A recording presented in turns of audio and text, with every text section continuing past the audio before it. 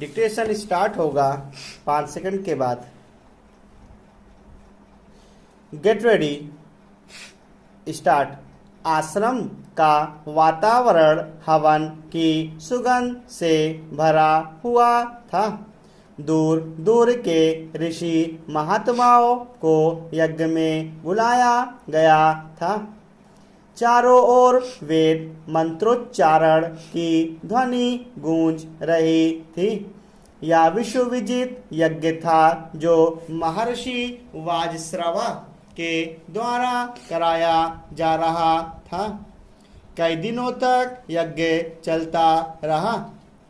यज्ञ की समाप्ति पर महर्षि ने अपनी सारी संपत्ति और गायों को यज्ञ करने वालों को दक्षिणा में दे दिया। दान देकर महर्षि बहुत संतुष्ट हुए। नचिकेता महर्षि वाजश्रवा के पुत्र थे। बालक नचिकेता को गायों को दान में दिया जाना अच्छा नहीं लगा, क्योंकि वे गायें बूढ़ी और दुर्बल थीं।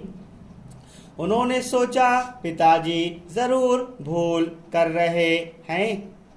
पुत्र होने के नाते उन्हें इस भूल के बारे में बताना चाहिए। नचिकेता पिता के पास गए और बोले, पिताजी, आपने जिन वृद्ध और दुर्बल गायों को दान में दिया है, उनकी अवस्था ऐसी नहीं थी कि ये दूसरों को दी जाएं। महर्षि बोले, मैंने प्रतिज्ञा की थी कि मैं अपनी सारी संपत्ति दान कर दूंगा। गायें भी तो मेरी संपत्ति थी। यदि मैं दान ना करता तो मेरा यज्ञ अधूरा रह जाता। नचिकेता ने कहा, मेरे विचार से दान में वही वस्तु देनी चाहिए जो उपयोगी हो तथा दूसरों के काम आ सके। फिर मैं तो आपका पुत्र हूँ, बताइए आप मुझे किसे देंगे? महर्षि ने नचिकेता की बात का कोई उत्तर नहीं दिया, परंतु नचिकेता के बारे में बार बार वही प्रश्न दोहराया। महर्षि को क्रोध आ गया। वे झल्लाकर बोले, जा, मैं तुझे यमराज को देता हूँ। नचिकेता आज्ञाकारी बालक थे। उन्होंने निश्चय किया कि मुझे यमराज के पास जाकर अपने पिता के वचन को सत्य करना है। यदि मैं ऐसा नहीं करूँगा तो भविष्य में मेरे पिताजी का सम्मान नहीं होगा। नचिकेता ने अपने पिता से कहा, मैं यमराज के पास जा रहा हूँ, अनुमति दीजिए। महर्षि असमंजस में पड़ गए। काफी सोच विचार के बाद उन्होंने हृदय को कठोर करके उसे यमराज के पास जाने की अनुमति दे दी। नचिकेता यमलोक पहुंच गए, परंतु यमराज वहां नहीं थे।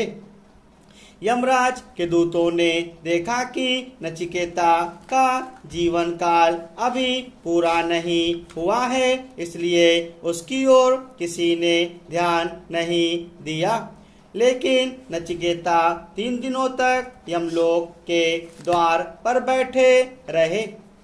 चौथे दिन जब यमराज ने बालक नचिकेता को देखा तो परिचय पूछा। नचिकेता ने निर्भीक होकर विनम्रता से अपना परिचय दिया और यह भी बताया कि वह अपने पिताजी की आज्ञा से वहां आए हैं। यमराज ने सोचा कि यह पितृभक्त बालक मेरे यहाँ अतिथि है। मैंने और मेरे दूतों ने घर आए हुए इस अतिथि का सत्कार नहीं किया। उन्होंने नचिकेता से कहा, हे ऋषि कुमार, तुम मेरे द्वार पर 3 दिनों तक भूखे प्यासे पड़े रहे। मुझसे 3 वर मांग लो। नचिकेता ने यमराज को प्रणाम करके कहा, यदि आप मुझे वरदान देना चाहते हैं तो पहला वरदान यह दीजिए कि मेरे वापस जाने पर मेरे पिता मुझे पहचान ले और उनका क्रोध शांत हो जाए। यमराज ने कहा, तथास्तु, अब दूसरा वर मांगो। नचिकेता ने सोचा, पृथ्वी पर बहुत दुख है, दुख दूर करने का उपाय क्या हो सकता है। इसलिए नचिकेता ने यमराज से दूसरा वरदान मांगा, स्वर्ग मिले किस रीति से, मुझको दो यह ज्ञान, मानव के सुख के लिए मांगू यह वरदान। स्टॉप।